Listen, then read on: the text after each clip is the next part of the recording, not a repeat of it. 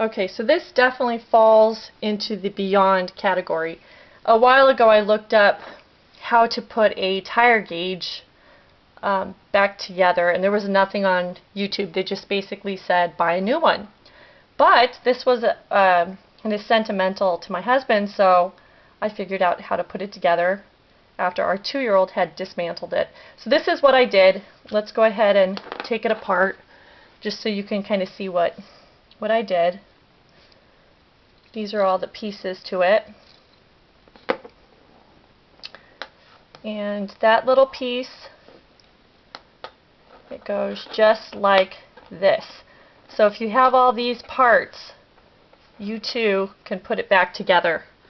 So basically what I did was I stuck this little black piece into the spring,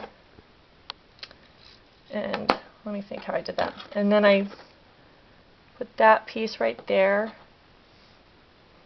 and stick that through there. And then if you just put all of those pieces back through the tube, there it is. And put this cap back on. And that's it. That's how you put a tire pressure gauge back together. Thanks for watching.